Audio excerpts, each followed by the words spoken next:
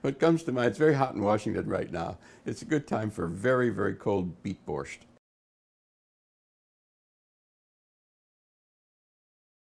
Big questions. Um, Most people are rightly engaged in community projects right now. That there are growing numbers, extraordinary change in the last 3 years of worker-owned co-ops and interest in co-ops, for instance, which is democratic ownership through worker ownership. There are hundreds of land trusts, which is neighborhood ownership, but democratizing. Some cities, Boulder, Colorado, just municipalized through city ownership its electric utility. There are 20 states looking at state-owned banks, like the Bank of North Dakota. Legislation's been posed. So if you look around, there are 140 million people involved in one or another form of co-ops, some of them historical. Credit unions, this kind of garden variety credit union is a democratic bank, one person, one vote. And if you take them all together, you have $1 trillion in assets, as much as really many of the big New York banks. So the emergent at the local level, primarily, of lots and lots of experiments, many of them green, many of them democratizing wealth, is building up, I think, a group of people who are learning new principles.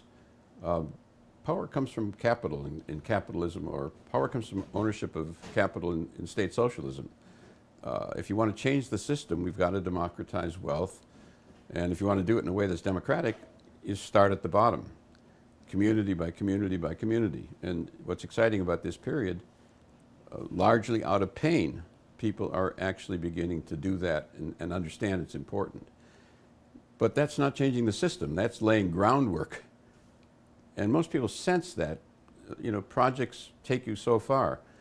And one way I think about it is in the prehistory of the New Deal, the 30 years before the New Deal. And if you want to change the system, you're talking 30 years time horizons. And I often say, those are you want to play this game, they'll put 10 chips on the table, and they're chips of your life, decades. In the period before the New Deal, 20 years or 30 years, there was experimentation at the state and local, they called it the laboratories of democracy. But when the right time came, the same principles that had been tested and refined and played with became principles that could be extended to national level or regional level. So, for instance, you've got labor law in that case, which was experimented with a couple of states. Labor legislation, union legislation, what became Social Security. All that was experimented with first and then transferred to much larger level. So what I think of over time is that people are learning and developing. You really have to learn this stuff. We don't know how to do it. And there's no shortcuts. But beginning to think about, what do we do about those big banks? At some point, virtually every expert we know says there's going to be another banking crisis. They'll go down, we'll have a big crisis.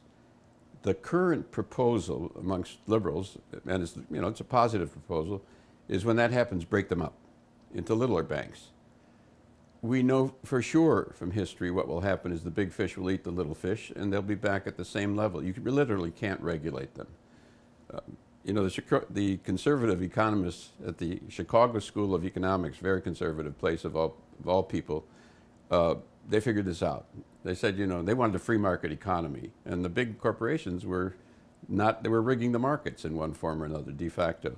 So they said, if you try to regulate them, they will take over the regulators. That's a conservative argument. Milton Friedman's teacher was making that argument. Many others were too. And they said, if you try to break them up, the big fish will eat the little fish. And the only thing left is turn them into a public utility, nationalizing them. So I think that's kind of direction for some of the big ones.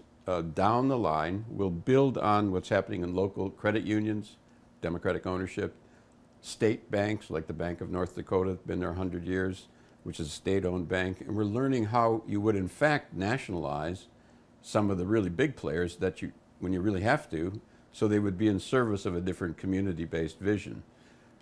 So that's the way I think about it. In the New Deal, another element, people forget about it, but it's very important, is that the Tennessee Valley Authority, which is a very large, socialized, public-owned utility, one of the largest in the country, which also manages the river system ecologically. It used to flood all the time, so it's an ecologically oriented public institution. that institution in its original design was community-based. World War II and the corporations took it over, but particularly World War II, and became what it now is, which is a bastardized version of what it once hoped to be. But thinking about it that way, that actually building up these models is necessary to do as much as you can at the local level. That's ground zero, because you build democratic practice. But if you don't actually address the system problem, if you don't deal with the system will deal with you ultimately. And most people know that. Most people know that it's a systemic problem. So it's really incumbent upon us to go beyond projects. What does it look like? What do you really want? And how do we build up both a vision that is beyond a vision, kind of a sense of concretely. Vision is about values. But concretely, what would it look like? What kind of system is it we were talking about that would actually produce real democracy, real ecological sustainability, break down the power structures that violate human individual liberty, actually generate a context at the local level that would build a culture of community, of people caring for each other. How do we address that and begin to say that's where we need to go? We're going to have to think through and talk to each other and do research and begin to open up how do you build from one step to the next step, and then what does it look like over time?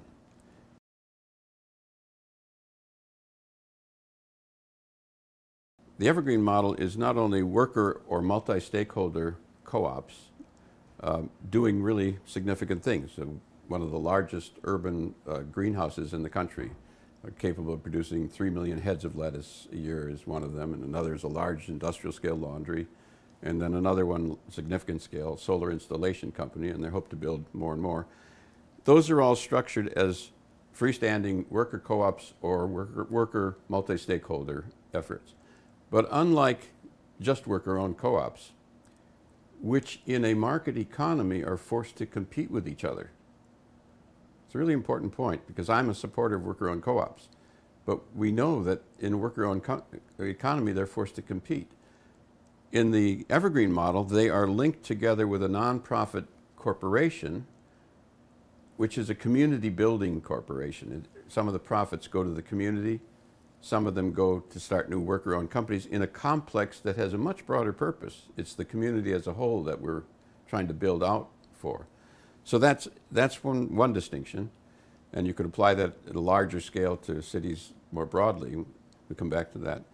But also, it's in part supported by the purchasing power of institutions that are significantly public. So universities and hospitals particularly have a lot of public money in them. Case Western Reserve, Cleveland Clinic, University Hospital in that particular very poor neighborhood, very poor, 40,000 people, maybe 40% unemployment, family income 21,000, very poor, mostly black.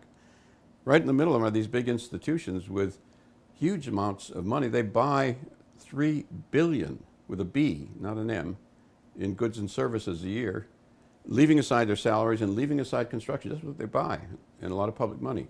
So part of the model is to try to turn some of that purchasing into purchasing from companies, worker-owned companies, in this complex that will build the community.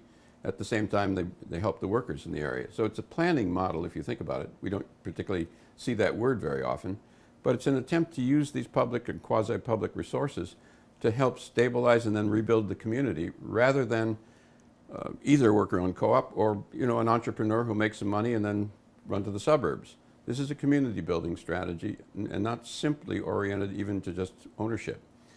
So that's the model in Cleveland. But if you think about it in larger scale, General Motors and Chrysler both were nationalized because there was a national crisis, huge amount of taxpayer money.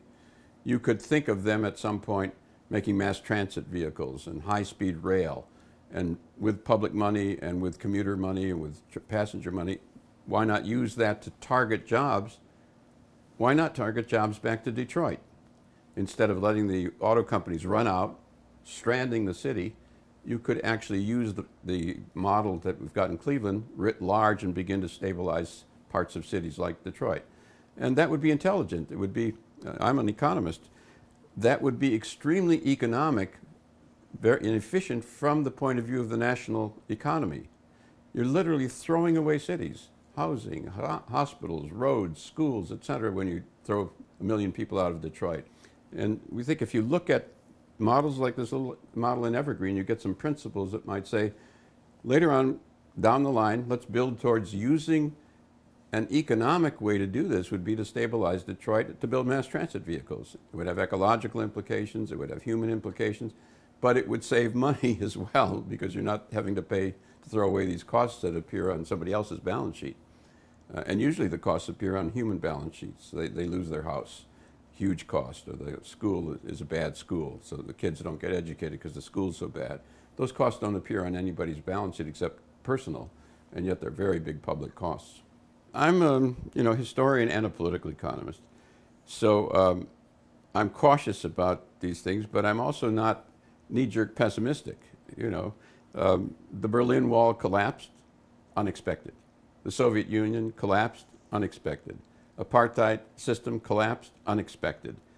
A bunch of farmers and small businessmen in the 18th century defeated the British Empire, the most powerful empire in the world, unexpected. So the women's movement came out of nowhere, radically shifted consciousness.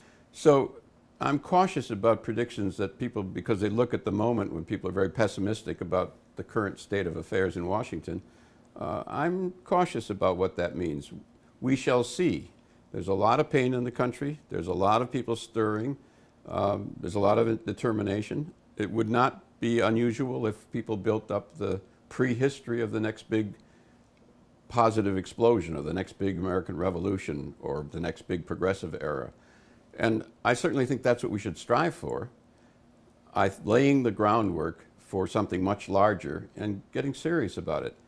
But if you don't have that kind of vision of where you're going, you'll never get there. So I think it's time to be cool about being conscious of what is possible historically, conscious also about the difficulties, but pessimism is pretty easy because we all have a vested interest in pessimism. You don't have to do anything if nothing's going to work.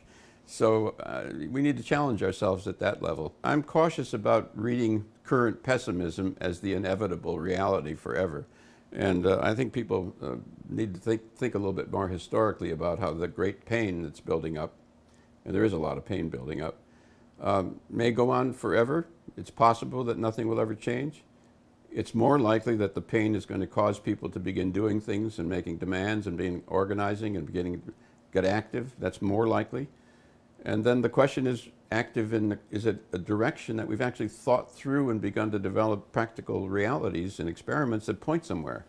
So I think it's a really important time in history where developing real knowledge, not theory, practical stuff on the ground, but also seeing it as potentially opening much bigger vistas for larger principles and talking to each other about it instead of saying, well, nothing can be done, or we'll see. Lots, all over the country you're seeing replications or attempts to do things like the project in Cleveland. I think we've had about 100 inquiries from cities to do that. But if you look on the ground, and we do a lot of research on this at the Democracy Collaborative, there's an explosion of stuff going on at the level that we're talking about in every part of the country. Jackson, Mississippi has got a big explosion. There was a big meeting very recently there, Jackson Rising. In the West, you see it in Richmond, California, is using eminent domain, which is local nationalization to challenge the banks. The power of eminent domain is city nationalization, if you like, municipalization.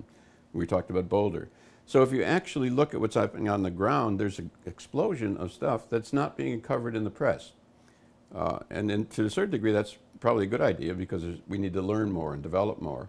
But in terms of activists and people who care about the future, people not being knowledgeable and aware don't realize how much company they have if they begin to do something and what they could learn. But now if you want to do it, there's a lot of people doing it, and you can find expertise to help you. So on the ground is one part. The other part is, how do we start it has two parts. How do we start a really informed, non-rhetorical discussion nationwide about how do we change the system? If you don't like corporate capitalism, you don't like state socialism, what is the model? And how do we open a thoughtful, intelligent, serious debate on that question? I mean, it's not beyond human possibility.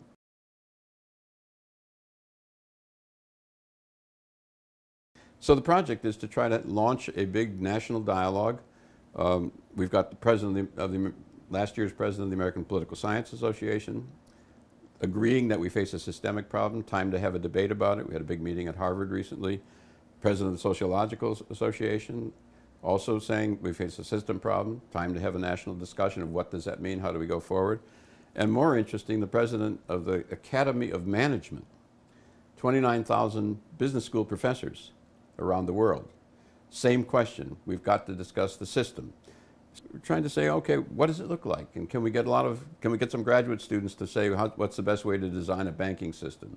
How do we actually get serious about we have a constitution, 18th century rickety constitution designed to keep power in the hands of the people who designed it, in obvious stalemate. What do we think about the political system over time? How do we actually get intelligent about it rather than rhetorical? And that's the other, we think those two ingredients, if we can begin building from the ground and begin thinking serious ideas and strategies, to get those elements at least discussed, not rhetorically, but practically, a national conversation about this is what we're really trying to do.